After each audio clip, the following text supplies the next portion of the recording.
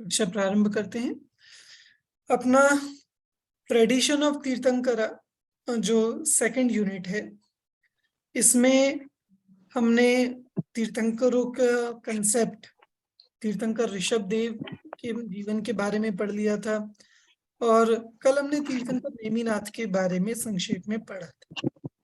आज हम उसके बाकी के जो 2 पॉइंट्स हैं उन दोनों को भी कवर करेंगे। इसमें तीर्थंकर पार्श्वनाथ, जी आवाज आ रही है आपके? ठीक है। तीर्थंकर पार्श्वनाथ और तीर्थंकर महावीर, इन दोनों के संबंध में हम आज टॉपिक कवर करेंगे। उनके जीवन के बारे में, उनकी शिक्षाओं के बारे में, उनके जीवन में क्या स्पेसिफिक घटनाएं हुई या फिर किस चीज के लिए वे जाने जाते हैं, और श्वेतांबर दिगंबर संबंधी क्या कुछ पॉइंट्स में डिफरेंस जो मिलता है उसके अभी हम यहाँ डिस्कशन करेंगे। आइए शुरू करते हैं।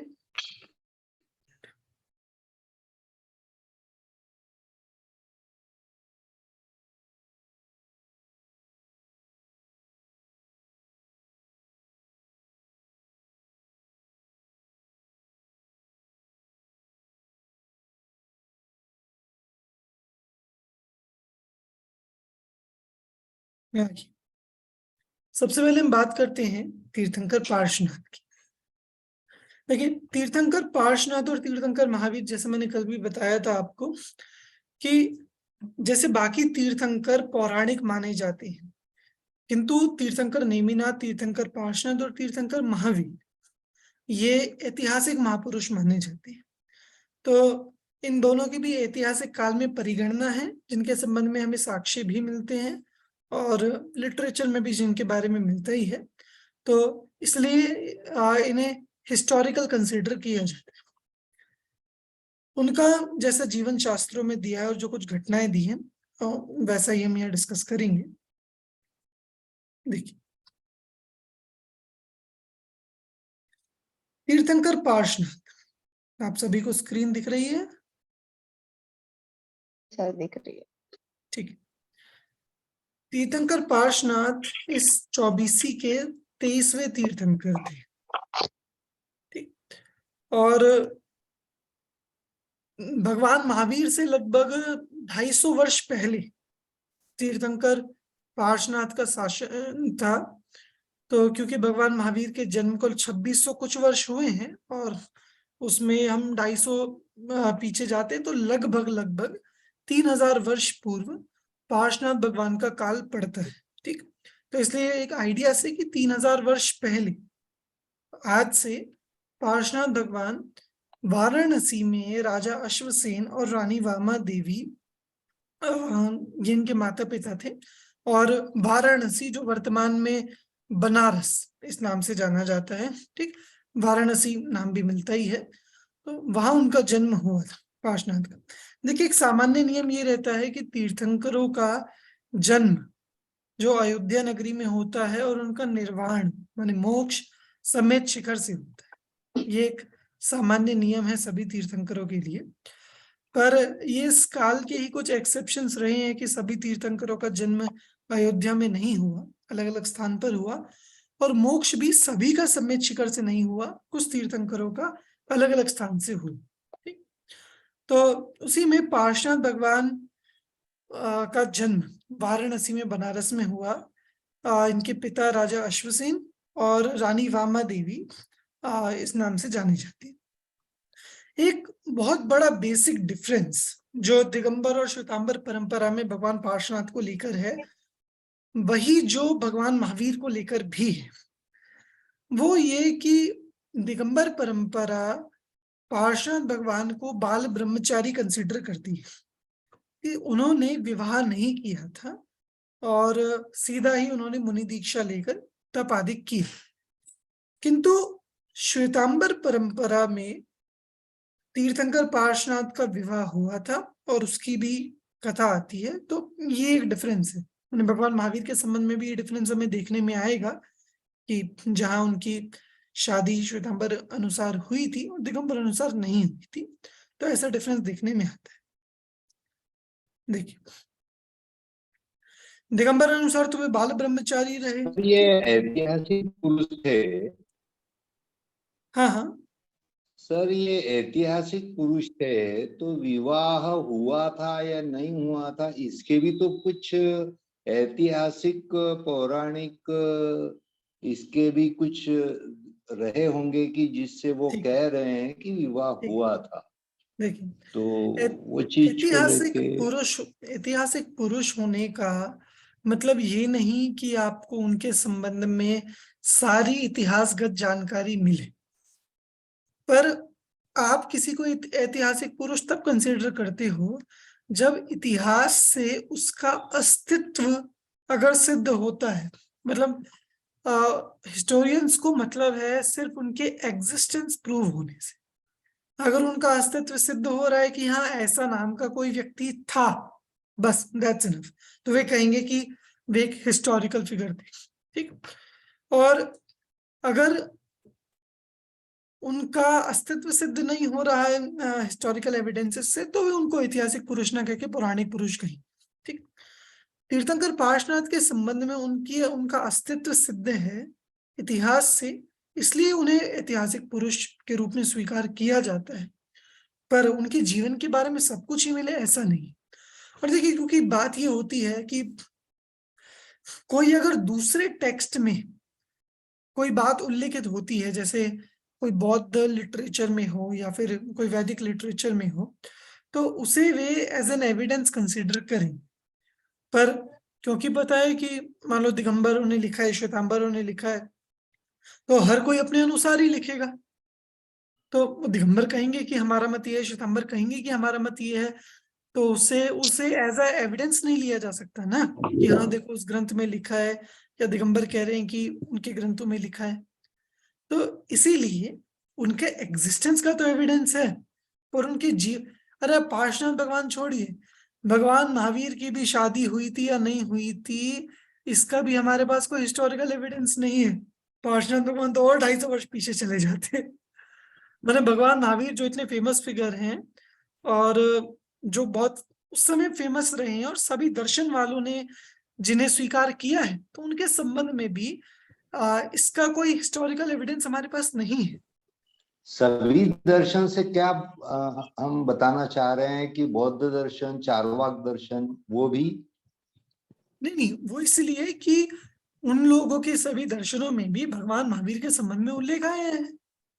जब वे जैन अच्छा। दर्शन के बारे में बात करेंगे, मतलब कोई भी अगर किसी दूसरे दर्शन का खंडन कर रहा है, उस दर्शन का सिद्धांत बता रहा है, तो उस समय उस दर्शन के तीर्थंकर के कौन से तीर्थंकर का शासन है। कि जैसे भगवान महावीर का शासन चल रहा है, तो आपको जो खंडन करना है, आप भगवान महावीर के उपदेश का खंडन करोगे, किसी अन्य दर्शन का करना है। तो इसलिए भगवान महावीर को अस्तित्व रूप से तो सभी ने स्वीकार किया है, तो इतने साक्ष्य तो हमें मिलते हैं। पर भगवान महावीर को लेकर उनके इवन विवाह आदि के बारे में या कुछ घटनाओं के बारे में जो पुराण में उल्लेखित है, तो हर चीज का साक्ष्य हमें नहीं मिलता। ठीक। तो इवन वो छोड़िए ना, वो तो चौथे काल की बात थी, पंचम काल की भी हमें हिस्ट्री से रिलेटेड कितनी चीजें मिलती हैं जिनकी हमें एक प्रामाणिकता हो कि हाँ ऐसा ही हुआ था। मतलब इवन दिगंबर श्वेतांबर का जो डिवीजन हुआ था, उसमें भी दिगंबरों की अलग स्टोरी है, श्वेतांबरों की अलग स्टोरी है, and yet we don't have historical evidence to prove correctly that which one is correct and which is not. तो इसीलिए हिस्ट्री की अपनी एक लिमिट होती है। ऑफ कोर्स वो जहां तक जाता है हम उसे एक्सेप्ट करते हैं, जहां तक नहीं जाता हम फिर उसको या तो किंवदंतियों से, कथाओं से या शास्त्र के उल्लेखों से उतना उसको मानते हैं। ठीक।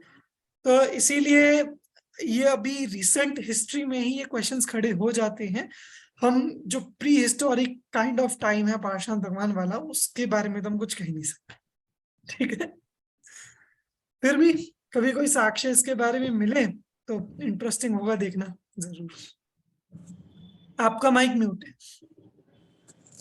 सर, पार्श्वनाथ के जीवन काल का इतिहास या जो साक्ष्य या जो आगम या जो ग्रंथ थे, उसमें से क्या बहुत से जला दिए गए, ये सुनने में आता है, ये सही है? नहीं, एक्चुअली पार्श्वनाथ भगवान के समय, उस समय तक ग्रंथों का लिपिबद्ध होना प्रारंभ नहीं हुआ था।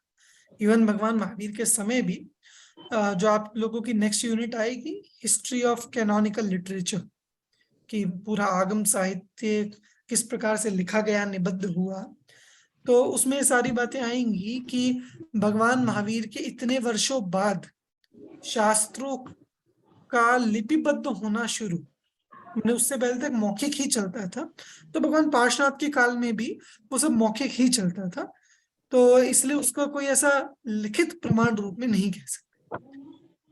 मतलब आप ये तो है कि द्वादशांग था, पर वो मौखिक रूप में चलता था, और वो बाद में लिखित हुआ भगवान महावीर के भी बाद में, तो इसलिए उस समय कोई ऐसा रिटर्न लिटरेचर आपको उस समय का नहीं मिलता, भगवान पार्श्वनाथ के समय का। ठीक, जी। तो देखिए, श्वेतांबर परंपरा अनुसार उनका विवाह कुश स्थल के महाराजा प्रसेनजित की पुत्री प्रभावती से हुआ था। मतलब इसकी भी एक स्टोरी आती है, आप लोगों ने सुनी होगी, कि पार्श्वनाथ भगवान के लिए किसी ने, मतलब पार्श कुमार के लिए, तो किसी ने महाराजा प्रसेनजित को बोला, सजेस्ट किया कि वो आपकी पुत्री के लिए अच्छे रहेंगे। तो उनकी बेटी की सखियां आपस में डिस्कस कर रही थी, तो पार्श्वनाथ पार्श कुमार की तारीफ सुनकर प्रभावती के मन में उनके प्रति राग पैदा हो गया, और उन्होंने निर्णय किया कि मैं शादी करूंगी तो पार्श कुमार से ही करूंगी, अन्यथा नहीं करूंगी। तो ये बात उनके सखियों के माध्यम से उनके माता पिता तक पहुंची, प्रभावती के माता पिता तक। तो उन्होंने विचार किया कि हम राजा अश्वसेन से इस बारे में बात करते हैं।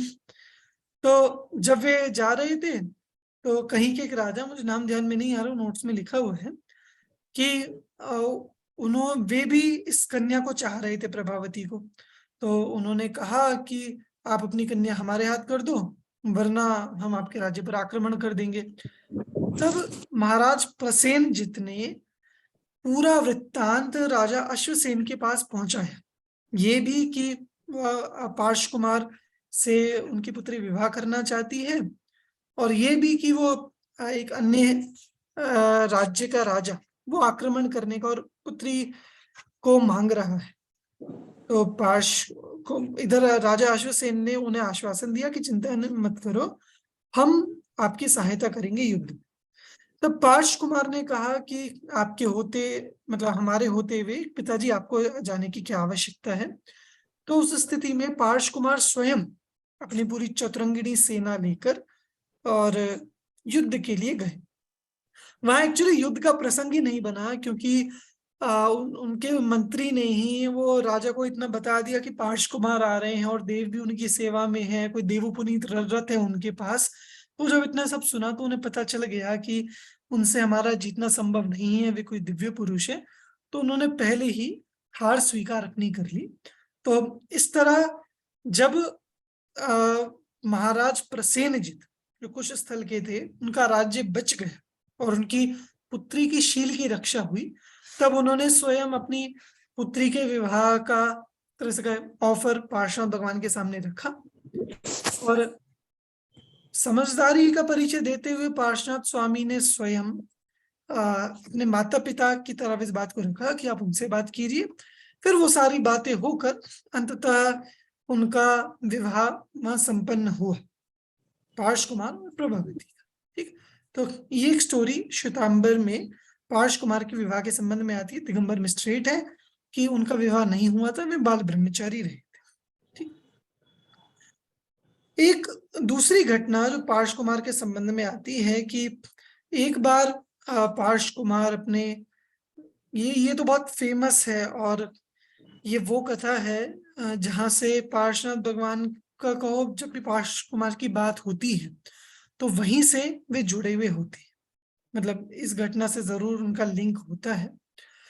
तो होता क्या है कि पार्श कुमार एक बार अपने महल के उधर खड़े होते हैं, तो वे देखते हैं कि सारी जनता एक उद्यान की तरफ जा रही। तो वे भी अपने मित्रों के साथ जाते हैं कि देखने के लिए कि कौन है, क्या है, कैसा है, क्या है। तो वे देखते हैं कि वहां तापसियों का एक समूह है। जो अब मैंने आपको बताया ना कि उस समय वैदिक धर्म का भी प्रचार था। मतलब पार्श कुमार के समय सिर्फ दो ही धर्म थे, एक जैन धर्म और एक वैदिक धर्म। तो वैदिक धर्म भी अपने जोर पर था उस समय। तो वो जो यज्ञ करने वाले आए कुछ साधु, वे वैदिक धर्म वाले थे और वे पंचाग्नि तप कर रहे थे। पंचाग्नि तप समझते हैं आप लोग? पंचाग्नि क्या होता है? जैसे यहाँ बैठे और भरी दोपहरी में, होम करना। नहीं होम करना तो यज्ञ है ही, और पंचाग्नि, पांच अग्नि कौन सी? तो वे क्या करते हैं कि इस बीच में खुद बैठते हैं, चारों तरफ अग्नियां जलाते हैं और ऊपर सूर्य होता है, 1 2 3 4 और ऊपर सूर्य। इसे कहते हैं पंचाग्नि तप, और बीच में बैठकर तपस्या करते हैं। ठीक। तो वे साधु और चारों तरफ आग लगाकर और ऐसा पंचाग्नि तप कर रहे थे। अब पार्श कुमार बचपन से कितने ज्ञान के धारी थे? 3 ज्ञान। 3 सर। बोले मैंने तो बताया ही नहीं आपको। 3 ज्ञान के धारी रहते। मैंने तो बताया ही नहीं था। फिर तीर्थंकर भगवान जन्म से 3 ज्ञान के धारक रहते। वो तो सभी तीर्थंकर जन्म से 3 ज्ञान के धारी होते ही हैं। तो एक विशिष्ट ज्ञान जो उनके पास था वो अवधि ज्ञान। अवधि ज्ञान आप सभी समझते हैं क्या होता है? कोई बताएगा शॉर्ट में अवधि ज्ञान क्या होता है? अवधि ज्ञान से क्या जान सकते हो आप, कैसे जान सकते हो? विशिष्ट अवधि तक का अपने आत्मा से डायरेक्टली जान सकते हैं बिना किसी नहीं, पर इंद्रिय की क्या सहायता। क्या जान सकते हो अवधि ज्ञान से? मन की पर्यायों को नहीं जान सकते, लेकिन चित्र रूप में जान सकते हैं कि कहाँ क्या हो रहा है। देखिए, अवधि ज्ञान का सीधा सा संबंध है कि जो रूपी पदार्थ अवस्थित है उनको वो अवधि ज्ञान जान सकता है। उसकी मर्यादा है द्रव्य क्षेत्र काल भाव संबंधी। तो एक सामान्य सी बात है कि आसपास क्या है, मिनिमम अवधि ज्ञान भी एक अपने क्षेत्र तक उस चीज को जान सकता है, मतलब बिना इंद्रियों से जाने डायरेक्ट उसका ज्ञान कर सकता है। तो पार्श कुमार के पास अवधि ज्ञान था। तो जब वे गए तापसियों के पास, तो उन्होंने अवधि ज्ञान से जाना कि जो लकड़ियां जला के आप तप कर रहे हो उस लकड़ी के अंदर क्या है? नाग। सर्प है। नाग, नागिन का सर्प है। जोड़ा। नागिन। एक नाग नागिन का जोड़ा, सर्प सर्पिणी का एक जोड़ा। तो तो उन्होंने बताया। वे तापसी तो सोचे कि अरे कौन बालक है, कुछ भी बोलता है, थोड़ी किसी की बात मान लेंगे। तो बोले नहीं है, तुम कैसे कहते हो? तो उन्होंने फिर उनके कहने से वो कुल्हाड़ी से वो लकड़ी का तोड़कर और दिखाया जिसमें वो जल चुके थे, नाग नागिन का जोड़ा। और वहां वे पार्श कुमार ने उनको नमोकार मंत्र सुनाया, संबोधित किया, जिससे उनके परिणाम शांत हुए। और वे नाग और नागिन वे अगले भव में जाकर धर्णेंद्र और पद्मा इस नाम से, मतलब ये भवन वासियों के इंद्र और इंद्राणी बने, धर्णेंद्र और पद्मा। ठीक। अब इसमें भी श्वेतांबर दिगंबर का छोटा सा डिफरेंस आता है कि श्वेतांबर अनुसार वो जो तापसी थी वो तापसी ही अगले भव में जाकर एक देव बने, जो कमठ कमठ नाम के तापसी थे, और अगले भव में जाकर देव बने। दिगंबर अनुसार वो एक कमठ नाम का जीव, जिनका पहले से ही पार्श कुमार के साथ वैर चला आ रहा था पिछले 10 भवों से, और वो हैं जो संवर नाम के देव आगे बनते हैं जो पार्श कुमार को उपसर्ग करेंगे। ठीक। तो ये मतलब उपसर्ग वाली पोजीशन सेम है, बस वो कौन बनता है उसमें थोड़ा सा डिफरेंस है। यहाँ वो श्वेतांबर अनुसार जो तापसी है वो देव बनता है, और दिगंबर अनुसार वो एक अलग जीव है जिसका वैर पार्श कुमार से पिछले 10 भवों से चला आ रहा है। ठीक। देखिए, ये लकड़ियों वाला प्रसंग हमने देख लिया। कमठ का वैर था पुराना, तो वो तापसी नहीं था क्या? नहीं, दिगंबर अनुसार वो तापस कमठ नहीं था, वो तापस। श्वेतांबर अनुसार वो तापस कमठ था। मतलब वो तापस का अगला भाव वो मेघमाली नाम का देव था जिसने उपसर्ग किया भगवान पे। और दिगंबर अनुसार वो तापस ही देव नहीं बना, वो कोई अन्य ही जीव था। उन्हें वो तापस वाली पर्याय वो वैर में नहीं आती। वैर तो चल ही रहा था पिछले कई भवों से, पार्श कुमार और कमठ का। ठीक, तो बस इसमें एक डिफरेंस है। अब बाकी सारी घटनाएं नॉर्मल हैं कि उनको वैराग्य आया, उन्होंने दीक्षा ली। जो एक विशिष्ट घटना आती है पार्श कुमार के संबंध में, उसमें मैंने 30 पार्श कुमार अहित क्षेत्र, अहित क्षेत्र आप सभी जानते होंगे, गए हुए भी होंगे। अहित क्षेत्र उन्हें सुना तो होगा ही। अहित क्षेत्र वन में पार्श कुमार ध्यानस्थ थे। अभी आप लोग बताइएगा, मैं आगे पूछूंगा कि उसको अहित क्षेत्र क्यों कहते, अहित क्षेत्र। ठीक है, तो वन में ध्यानस्थ थे, तो वो जो देव, जो श्वेतांबर अनुसार मेघमाली नाम है उसका, दिगंबर अनुसार संवर उसका नाम है, दो नाम दोनों उसमें प्राप्त होते हैं। तो वह देव ऊपर से गुजरा अहित क्षेत्र से, और देवों के पास भी अवधि ज्ञान होता है। तो उसने जान लिया कि अरे ये तो वही पार्श कुमार है जिनका पूर्व भवों से वैर चला आ रहा है। तो जब वो जाना तो उसने पार्श कुमार पर बहुत उपसर्ग की। मतलब उसने पत्थर भी बरसाए और अलग अलग प्रकार की वर्षा की, और पानी भराया, ऊपर तक पानी भर गया। उन्हें पशु बनकर, अलग अलग चीजें बनकर उन्हें बहुत प्रकार के उपसर्ग दिए। पुराणों में बहुत विस्तार से उस उपसर्ग का वर्णन मिलता है कि एक एक चीज उसने ऐसा किया, फिर ऐसा किया, फिर ऐसा किया। माने अनेक प्रकार के जितने, वो एक उपसर्ग किया, उसे लगा कि अरे इससे तो कुछ भी नहीं हुआ, फिर कुछ और ट्राई किया कि इससे भी कुछ नहीं हुआ, फिर कुछ और ट्राई किया। तो ऐसा वो पार्श्वनाथ मुनि पर उपसर्ग करता रहा, और वो कई दिनों बस तक वो उपसर्ग चला। आपका काम निपटा, मेरा अब थैला इधर। अब हुआ क्या कि जब भगवान पर इतना उपसर्ग चलेगा, तो अब सीन में कौन आएंगे? वे ही जो नाग नागिन का जोड़ा, जो धर्मेंद्र और पद्मावती बन चुके थे। तो जब इतने उपसर्ग हुआ, क्योंकि देखिए पार्श कुमार का क्या होने वाला था उपसर्ग से? पार्श कुमार का उपसर्ग से क्या बिगड़ने वाला था? कुछ नहीं। मतलब एक सोचने वाली बात है कि यद्यपि धर्मेंद्र पद्मावती उनकी रक्षा के लिए आए आगे, जिसमें धर्मेंद्र ने उनके नीचे कमलासन बनाकर उनका आसन ऊंचा किया, और नाग एक सहस्त्र फण वाला नाग बनकर उनके ऊपर छत्र जैसा वो कवर हो गया। ठीक, तो वो बनता है, वो उस समय उसने उपसर्ग से रक्षा की। उसके बाद ये सब हुआ। उसमें एक जो डिफरेंस है, यहाँ भी दिगंबर श्वेतांबर में एक डिफरेंस आता है कि दिगंबर अनुसार तो पार्श मुनि को उसी समय जब उपसर्ग हो रहा था, उसी बीच में, माने जो धर्मेंद्र ने रक्षा की और वो सब, तभी उनको केवल ज्ञान हो गया। ठीक, केवल ज्ञान हो गया, और वो देव भी उनके आगे नतमस्तक हो गए। श्वेतांबर अनुसार उनको केवल ज्ञान तत्काल नहीं हुआ, बल्कि उनका उपसर्ग वहां दूर हुआ, उनके चरणों में नतमस्तक हुआ, और कुछ दिनों बाद उनको वहां केवल ज्ञान। ममता जी कुछ पूछ रहे हैं क्या आप? नहीं सर, खांसी आई। ठीक है, ठीक, कोई नहीं। तो ये एक छोटा सा डिफरेंस मिलता है।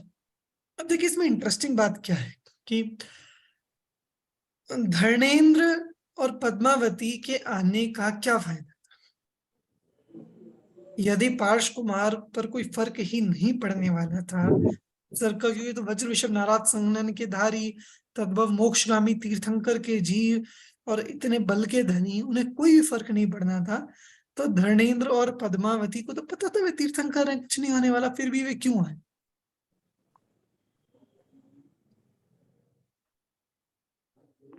बताइए। पूर्व वे के अतिशय की वजह से उनकी सेवा में थे, तो उनके लिए वो अपना कर्तव्य धर्म निभा रहे थे। पूर्व सही। भाव में किए हुए प्राणों की रक्षा के हेतु। देखिए, यद्यपि वे जानते हैं कि पार्श कुमार को उससे कोई फर्क नहीं पड़ने वाला, पर फिर भी कोई देव हमारे पूज्य भगवान पर उपसर्ग करता रहे, भले ही वो भगवान को फर्क ना पड़े, पर उपसर्ग होता हुआ हम कैसे देख लें? मतलब उनके स्थान पर अगर हम और आप भी वहां पर हों, भले ही हमें दिख रहा है कि कोई फर्क नहीं पड़ने वाला, फिर भी हमसे जो हो सकता है हम वो करेंगे। तो एक भगवान के प्रति भक्ति, भगवान के प्रति अनुराग, और उनके संबंध में तो विशेष की पूर्व भव का एक जिसे कहें कृतज्ञता, कि इन पर क्या उपकार, नहीं कृतम उपकारम साधवो विस्मरंती, साधु जन किए हुए उपकार को नहीं भूलते। तो जिसने एटलीस्ट ये संबोधन दिया, तो उसको कैसे भूल जाए, और उन पर उपसर्ग हो रहा है। इसीलिए अपने राग की पूर्ति के लिए, अपनी भक्ति वश वे भगवान को की रक्षा के लिए आए, तो उन्हें तो उनके परिणामों का रक्षा का फल मिलेगा ही मिलेगा। अब इस प्रसंग में एक श्वेतांबर ग्रंथ में एक बहुत बढ़िया श्लोक है। वे लिखते हैं, कमठे धरणेन्द्रे च स्वोचितम कर्म कुर्वती। कमठ और धरणेन्द्र जो अपने अपने उचित कर्म कर रहे थे। क्यों? कमठ को वैर था तो उसके अकॉर्डिंग वो काम कर रहा था, और धरणेन्द्र को भक्ति थी इसलिए वो उसके अकॉर्डिंग रक्षा कर रहा था। अपने अपने अनुसार जो उचित कर्म कर रहे थे कमठ और धरणेन्द्र, उन दोनों पर। और पार्श कुमार क्या कर रहे थे? पार्शनाथ मुनि क्या कर रहे थे? प्रभोस्तुल्य मनोवृत्ति पार्श्वनाथा नमोस्तुते। वे पार्श्वनाथ जिनको धरणेन्द्र पर राग नहीं आया और कमठ पर द्वेष नहीं आया, ऐसी तुल्य वृत्ति वाले पार्श्वनाथ भगवान को मेरा नमस्कार। उन्हें क्या हुआ, श्लोक पढ़ के इतना मजा आता है कि उन मुनि ने ये कमठ पर अपना गुस्सा नहीं उतारा, उन्होंने कोई धरणेन्द्र को नमस्कार नहीं किया, पर वे मुनि जो भले पर राग नहीं और बुरे पर द्वेष नहीं, ऐसे वीतरागी संत थे, ऐसी तुल्य वृत्ति वाले संत को उन्होंने नमस्कार किया। तो मुझे बहुत अच्छा लगता है ये वृत्ति कि वो कवि ने ऐसी स्थिति में, क्योंकि सामान्यतः जब हम वर्णन करें हम तो यही कहेंगे कि अरे धरणेन्द्र का बहुत बढ़िया, उसने रक्षा की, वेरी गुड, बहुत अच्छा। कमठ ने तो बहुत गंदा काम, अरे उसे तो सजा मिलनी चाहिए थी, बहुत बुरा हुआ। तो हमें तो लगना भी चाहिए, ऑब्वियस है। पर हाँ, आदर्श स्थिति पार्श्वनाथ मुनि की है, जिन्होंने उस समय भी अपनी मनोवृत्ति तुल्य रखी और जिसके बल पर उन्हें केवल ज्ञान की प्राप्ति। यही मैंने लिख दिया इस पे। दिगंबर अनुसार इनको उसी समय केवल ज्ञान हुआ और वैरिदेव उनके चरणों में नतमस्तक हो गया। श्वेतांबर अनुसार आगे 83 दिन तक तप करने के बाद 84वें दिन उनको केवल ज्ञान की प्राप्ति हुई। ठीक, उस समय पार्श कुमार की उम्र 30 वर्ष की थी। उस समय मतलब इनकी जो पूरी आयु थी वो 100 वर्षों की थी। ठीक, और 100 वर्षों में 30 वर्ष की उम्र में उनको केवल ज्ञान हुआ। 70 वर्षों तक उन्होंने उपदेश दिया और आयु के अंत में सम्मेद शिखर, कौन परिचित नहीं है उस स्थान से, और पार्श्वनाथ से तो खासकर उस स्थान के संबंध में उन्होंने वहां से मोक्ष प्राप्त किया। और ये तो हम सब परिचित हैं ही कि वो स्थान भी, वो पर्वत भी, वो पार्श्वनाथ भगवान के नाम से ही जाना जाता है। वो स्टेशन भी पार्श्वनाथ भगवान के नाम से, वो हिल भी, वो पर्वत भी पार्श्वनाथ हिल इसी नाम से जानी जाती है, क्योंकि वे वहां से मुक्त होने वाले अंतिम तीर्थंकर थे। ठीक, तो ऐसे पार्श्वनाथ भगवान ने वहां से मुक्ति प्राप्त की। एक स्पेशल बात जो पार्श्वनाथ भगवान के संबंध में हमें ध्यान रखनी चाहिए, पार्श्वनाथ भगवान ने चातुर्याम धर्म की स्थापना की। चातुर्याम पार्श्वनाथ भगवान के उपदेश में जो आया, यम मतलब होते हैं व्रत, यम मतलब व्रत, ठीक। तो 4 व्रत उन्होंने कहे, तो सामान्यतः हम 5 व्रत कहते हैं, अहिंसा, सत्य, अचौर्य, ब्रह्मचर्य, अपरिग्रह। तो यहाँ उन्होंने 5 ना कह के 4 व्रतों की बात कही कि क्यों, कौन सा व्रत छोड़ा, कि ब्रह्मचर्य व्रत छोड़ा, उसको उन्होंने अपरिग्रह महाव्रत के अंदर रखकर बात की। क्योंकि, और ये बात सिर्फ पार्श्वनाथ भगवान के संबंध में नहीं, बल्कि अजितनाथ भगवान से पार्श्वनाथ भगवान सभी तीर्थंकरों के संबंध में ये चातुर्याम धर्म का उपदेश रहा, ठीक। और ब्रह्मचर्य को अपरिग्रह के अंदर ही लिया, क्योंकि स्त्री जो जिसे कुशील में लिया जाता है वो उसको एक परिग्रह के रूप में ही स्वीकार किया गया था, ठीक। इसलिए अलग से उसका विवेचन नहीं किया गया। और लोग समझदार भी थे, जहां चातुर्याम कहा वहां उन्हें ब्रह्मचर्य और शील से रहना है, वो भी लोगों के लिए अंडरस्टूड था। और भगवान ऋषभदेव क्योंकि स्टार्टिंग थी, और भगवान महावीर जब लोग उच्च श्रृंखल हो गए थे, मतलब बहुत बहुत ज्यादा ही ओवर स्मार्ट हो गए थे, तो उस समय फिर पंचयाम धर्म का उल्लेख किया उन्होंने, जिसमें ब्रह्मचर्य की अलग से उन्होंने विधि बताई, ब्रह्मचर्य का अलग से उन्होंने नाम उल्लेख किया, ठीक। तो ये जो भेद है ये श्वेतांबर अनुसार मिलता है, दिगंबरों में ऐसा कोई भेद नहीं है। उनके अनुसार सभी तीर्थंकरों ने 5 व्रतों का ही उपदेश दिया, ठीक। कोई ऐसा है किसी ने 4 किसी ने 5, ऐसा नहीं। तो ये एक छोटा सा डिफरेंस। पर पार्श्वनाथ भगवान का अगर आपको चातुर्याम धर्म के संबंध में बात आती है तो ध्यान रखना चाहिए कि ब्रह्मचर्य को अपरिग्रह के अंदर लेकर फिर वो चातुर्याम धर्म की बात है, ठीक। तो इस तरह यहाँ पर हमने भगवान पार्श्वनाथ के जीवन की कुछ संक्षिप्त घटनाएं लेते हुए, कुछ मुख्य मुख्य बिंदु लेते हुए उनके जीवन की यहाँ पर बात की। सभी को क्लियर हुआ पार्श्वनाथ भगवान का? क्योंकि थोड़ा स्टोरी टाइप में ही चल रहा है, इसलिए मैं ज्यादा आप लोगों से नहीं बुलवा रहा हूँ, पर हाँ फिर भी कोई क्वेश्चन किसी का? सभी अपनी वीडियो में से हाथ एक बार दिखा दें जिसको क्लियर हुआ। आयुषी जी, वैशाली जी, वंदना जी, शांतिलाल जी, आदित्य जी, ममता जी, विनीता जी, खुशबू जी, नलिनी जी, आप चारों हैं उपस्थित? ठीक हाँ है। सर। हाँ नलिनी जी हैं। विनीता जी आपका वीडियो बंद है? हाँ सर। नहीं वो तो मुझे पता है बंद है, ठीक है कोई बात नहीं। खुशबू जी आप सुन रहे हैं? Yes sir. ठीक है, आप भी अगर वीडियो ऑन कर सकते हैं तो रखें, वरना एटलीस्ट सुने, ठीक है। कोई प्रश्न किसी का पार्श्वनाथ भगवान के संबंध में? सर मेरे को नहीं। है। हाँ बताइए आदित्य जी। सर शादी पहले हुई उनकी या फिर वो तापस का नाग नागिन का जोड़ा वो तब पहले हुआ? तापस वाली नहीं, जहां तक ध्यान है जो प्रसंग अनुसार पढ़ा है कि विवाह का प्रसंग पहले हुआ है और तापस वाला प्रसंग बाद में उनको पढ़ा है। क्योंकि वो तापस वाला जो प्रसंग पढ़ा कि उन्होंने नाग नागिन को इस तरह से देखा, तो कहीं ना सर कहीं वो ही उनके वैराग्य में कारण बना। सर एक मिनट, मैं क्लास लीव करूँ क्या? थोड़ा इमरजेंसी है हाँ मेरे। हाँ कर लीजिए, मुझे समझ में आ रहा है डिस्टर्बेंस है, ठीक है। तो वो ही उनके वैराग्य में कारण बना, इसीलिए घटना अनुसार जो पढ़ा भी है तो उसमें भी विवाह का प्रसंग पहले है और ये तापस वाली घटना का प्रसंग बाद में। Okay sir.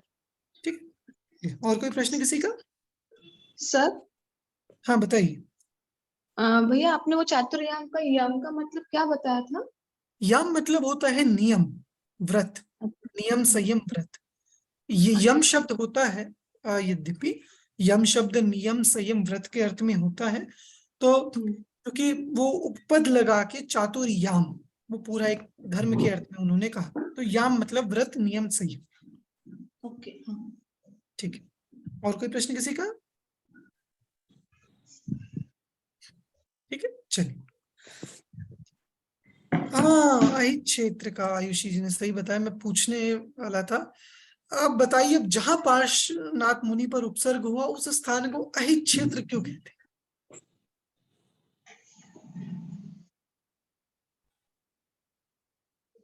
अच्छा, अहि मतलब क्या? अहि सांप, अजगर, अहि मतलब सर्प, ठीक। सर्प।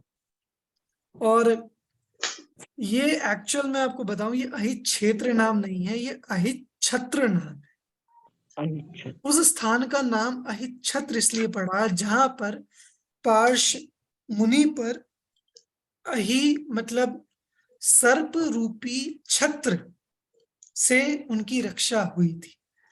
तो सर्प का छत्र वहां बना था, इसलिए उस स्थान का नाम अहित छत्र पड़ा। पर वो लोगों को मुख सुख से अहित छत्र मान लो समझ में भी ना आए, तो बोलते बोलते बिगड़ते बिगड़ते वो अहित छत्र का अहित क्षेत्र हो गया। बट एक्चुअल में वो जो नाम है वो अहित छत्र नाम है, अहित क्षेत्र नाम नहीं है। वो एक उसका बिगड़ा हुआ रूप है, आप ऐसे कह सकते हैं। अहित क्षेत्र ना? क्या क्या कहा? अहित क्षेत्र नाम कहा आपने? अहित छत्र, वो जो बीच में आधा च आता है, देखिए मैं दिखाता हूँ आपको। अच्छा, वो आधा प्रॉपर। जो च आता है वो तो संस्कृत की संधि है, देखिए ये नाम है। हाँ। ये जो आता है ये तो संस्कृत की संधि है, जो बीच में च आता है, हाँ। ठीक। बाकी स्टूडेंट्स। अहि क्षेत्र, क्षेत्र मतलब स्थान होता है, और अहि मतलब सर्प होता है। पर एक्चुअली में ये क्षेत्र नहीं है, ये छत्र है। छत्र मतलब कवर्ड, जो भगवान के भी 3 छत्र होते हैं, ठीक। और इस छत्र वर्ड से ही जो आपका वर्तमान में छतरी, आप कहते हैं छतरी, तो वो छत्र का ही तो छतरी बना है। क्यों? भगवान के मस्तक पर वो जो ऐसे होता है उसे छत्र कहते हैं, और एक छत्र आप लेकर चलते हैं बारिश के समय। तो वो छतरी एक्चुअली छत्र शब्द से ही बना है। तो अहित छत्र है वो एक्चुअली, कि सर्प का ही छत्र जिनके ऊपर है, वे पार्श्वनाथ, ठीक। भगवान महावीर के संबंध में मैं चर्चा करूंगा, क्योंकि आज इसको कम। हाँ शांतिलाल जी बोलिए। सर, ऐसा ही अपभ्रंश एक खेत इस शब्द का हुआ है। परिग्रह में खेत वत्थु पम्माणाई कम में ये एक आता है और उसका सेंटेंस। क्षेत्र हो गया है। हाँ, क्योंकि खेत जिस पे छत नहीं है और वास्तु जिस पर छत है, इनका परिग्रह का परिमाण करना ये उसमें निहित था। तो अभी खैर वो खेत का प्रसंग नहीं है, क्षेत्र तो कर दिया। क्योंकि अभी अपने पास समय भी नहीं है, तो उसकी चर्चा मैं इसलिए नहीं करूंगा, ठीक है। हम आते हैं भगवान महावीर पर। मैं वंदना मैम की भी क्लास का थोड़ा सा टाइम लूंगा, वंदना मैम से क्षमा के साथ, ठीक। तो आइए, तीर्थंकर भगवान महावीर के संबंध में मुश्किल ही है कि कोई परिचित ना हो। वे एक ऐतिहासिक पुरुष हैं, हम सभी के श्रद्धा के विषय हैं, और हमारे राजा हैं। राजा मतलब हम सब वर्तमान में किसकी प्रजा हैं? कि भगवान महावीर की प्रजा हैं, क्योंकि वे हमारे शासन नायक हैं। तो वर्तमान में किसका शासन चल रहा है? भगवान महावीर का। भगवान महावीर का शासन, तो मतलब वे हमारे शासन देवता हैं, भगवान महावीर। तो इसीलिए भगवान महावीर हमारे लिए सभी तीर्थंकरों में सबसे ज्यादा विशिष्ट हो जाते हैं। भगवान महावीर का जीवन यूं तो सिंपल रहा। 72 वर्ष की उनकी आयु थी। उन्होंने 30 वर्ष की उम्र में दीक्षा ली, 42 वर्ष की उम्र में केवल ज्ञान हुआ, और 72 वर्ष की उम्र में उनको मोक्ष हुआ, ठीक। Simple and straight. बाकी पंचकल्याणक जो जैसे होते वो। इसमें एक जो डिफरेंस वापस श्वेतांबर दिगंबर वाला डिफरेंस आपको पॉइंट टू पॉइंट मिलता है। यहाँ भी वही बात है कि भगवान महावीर का मतलब 1-2 पॉइंट्स पे डिफरेंस है, मैं स्टार्टिंग से ही उसका डिस्कशन करता हूँ। भगवान महावीर इस काल के 24वें तीर्थंकर और वर्तमान शासन नायक हैं। ये हम थे नहीं कहेंगे, क्योंकि वर्तमान शासन नायक वे हैं, ठीक। उनका जन्म आज से लगभग 2600 वर्ष पूर्व कुंडलपुर में हुआ था। पिता सिद्धार्थ, माता त्रिशला। अब एक जो डिफरेंस आता है दिगंबर और श्वेतांबर मतानुसार, दिगंबर मतानुसार उनका जो गर्भ वो सीधा माता त्रिशला के गर्भ में वे आए थे, च्यवन होकर सीधा माता त्रिशला के गर्भ में।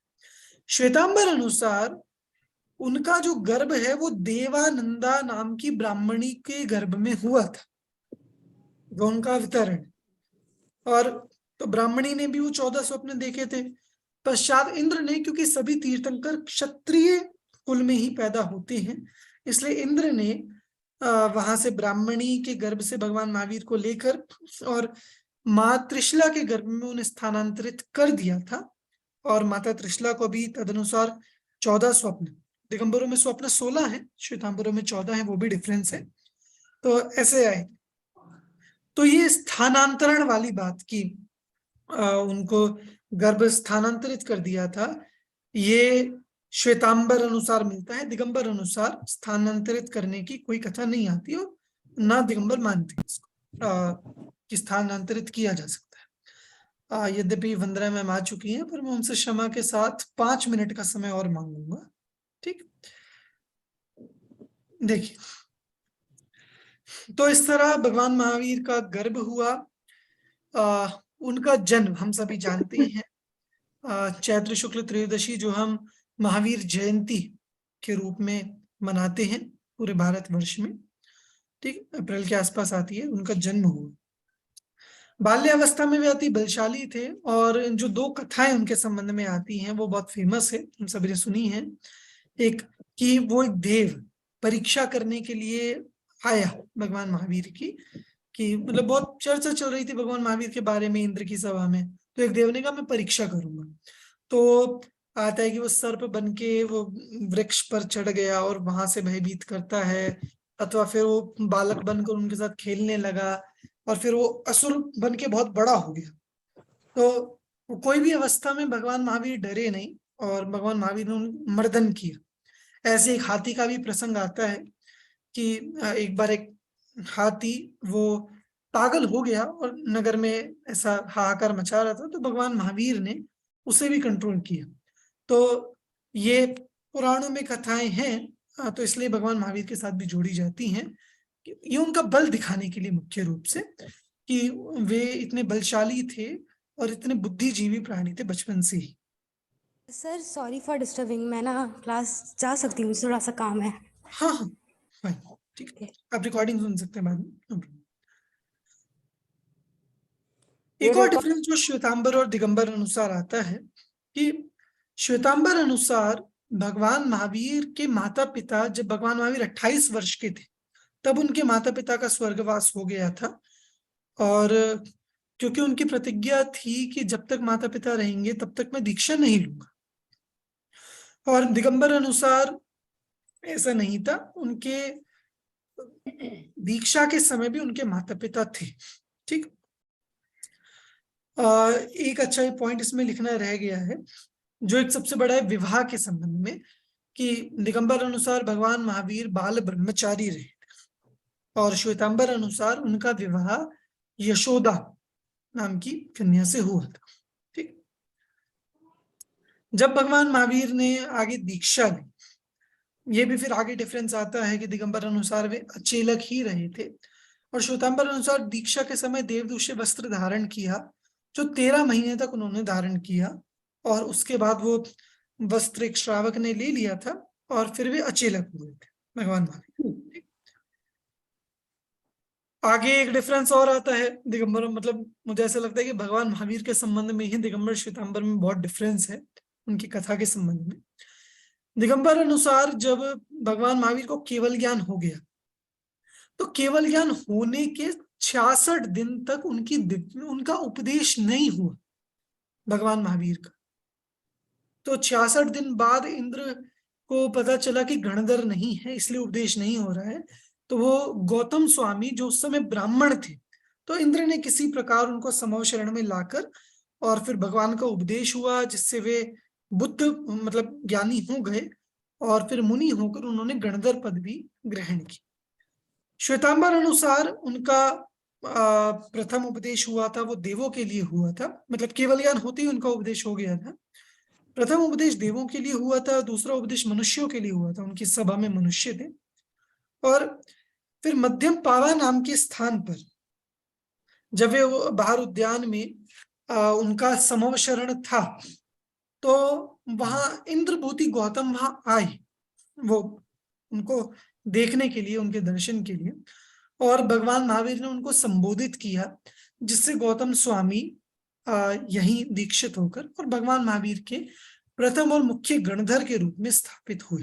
ठीक, तो ये डिफरेंस भी दिगंबर और श्वेतांबर अनुसार हमें मिलता है। फिर एक सीधा सा है कि 30 वर्ष तक भगवान महावीर ने उपदेश दिया और अंत में 72 वर्ष की उम्र में पावापुर से केवल ज्ञान की प्राप्ति। जिस दिन भगवान, और वो दिन तो हम कौन नहीं जानता, दीपावली के रूप में हम सभी मनाते हैं, महावीर निर्वाण उत्सव हमारे लिए वो पर्व है। जिस दिन भगवान महावीर को निर्वाण की प्राप्ति हुई, उसी दिन शाम के समय गौतम स्वामी को केवल ज्ञान की प्राप्ति हुई। तो वो अप्रतिहत रूप से आगे चलता रहा, जिसे हम अनुबद्ध केवली के रूप में भी कहते हैं। तो इस तरह कुछ मुख्य घटनाएं जो भगवान महावीर के जीवन में, और कुछ पॉइंट ऑफ डिफरेंसेस श्वेतांबर अनुसार, दिगंबर अनुसार कथाओं में आते हैं, वो आपको ध्यान में रखने चाहिए। ठीक, तो मैंने थोड़ा शॉर्ट में ही भगवान महावीर का जीवन परिचय आपको बताया है। सबको क्लियर हुआ क्या? अनुबद्ध केवली की जानकारी आप थोड़ी सी अभी एक्चुअली टाइम भी नहीं है बाद में और कभी या मटेरियल में मैं आपसे संपर्क आप करूंगा। सारे क्वेश्चन लिख के रखिए, सेव्ड रखिए, मैं एक एक क्वेश्चन का आंसर करूँ। ठीक है, चलिए, बाकियों को क्लियर हुआ क्या? वैशाली जी, वंदना जी, आयुषी जी, आदित्य जी, विनीता जी, यस सर। सुनंदा जी, महाराज साहब, ममता हाँ जी, जी, यस सर। ठीक है। Yes sir. तो इस तरह ये भगवान पार्श्वनाथ और भगवान महावीर तीर्थंकर, दोनों तीर्थंकरों का जीवन परिचय हमने यहाँ सर देखा। सर और ये रिकॉर्डिंग कहाँ मिलेगी अपने को?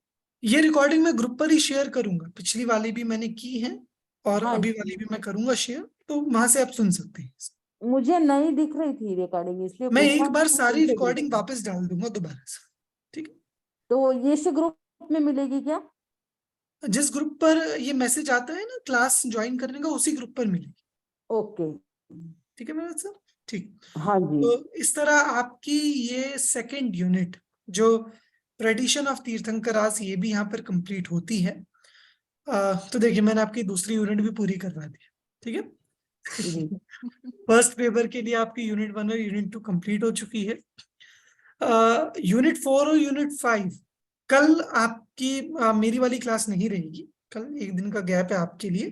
ठीक, थोड़ा सा सांस लीजिए। थोड़ा सा क्वेश्चंस को प्रिपेयर कीजिए जो दिए हुए हैं दोनों यूनिट्स के बारे में, और आपके जो डाउट हो उन्हें भी आप लिख के रखिए, तो हम अलग से डिस्कशन करेंगे।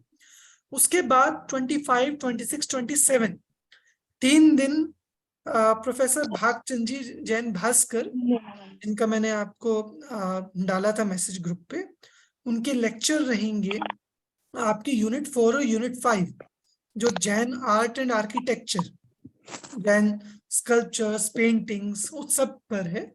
तो 3 लेक्चर उनके रहेंगे 8 to 9। ठीक है, बाकी क्लासेस के टाइम भी हम उसके अकॉर्डिंग एडजस्ट कर देंगे। तो वो 25, 26, 27 उसमें आपका यूनिट 4, यूनिट 5 कवर हो जाएगा, और उसके बाद 3-4 दिन में हम यूनिट 3 भी कर लेंगे और पेपर 1 कंप्लीट। बस फिर फर्स्ट दिसंबर। इसकी पीडीएफ सेंड करना सर। हाँ, ये वाली पीडीएफ में कर दूं। ये तीर्थंकर की पीडीएफ। इसके नोट्स ड्राइव में अपलोडेड हैं ऑलरेडी, देख सकते हैं। तीर्थंकर की नहीं दिखी सर मुझे। है, तीर्थंकर की भी है, हिंदी में भी इंग्लिश में भी है। नहीं दिखी क्या? सर मुझे तो नहीं दिखी, पर ठीक है, एक बार फिर से ट्राई करके देखती हूँ। हाँ, नहीं है ड्राइव में, मैं वापस चेक कर लूंगा, मैंने डाली थी, वरना मैं अलग से भी शेयर कर दूंगा, कोई प्रॉब्लम। Okay sir. नो, चलिए, तो अभी की ये पहली कक्षा आपकी पूरी होती है। अभी वंदना मैम से पुनः क्षमा के साथ आपका थोड़ा सा समय लिया। ठीक है, और कल आप मेरा जितना एक्स्ट्रा समय लेना चाहे आप ले, मैंने गैप रखा है। Sir, about the hard copy of the studies, hard copy कल बोले थे आप, मैम से बात करूंगा। हाँ, मैंने बोला है, and we'll try to get it available when you guys will come here. So no problem. ज्ञान और ज्ञानदाता की सदा जय हो। जय सभी श्री को राम। जय। जय हो, जय जिनेन्द्र। जय जिनेन्द्र।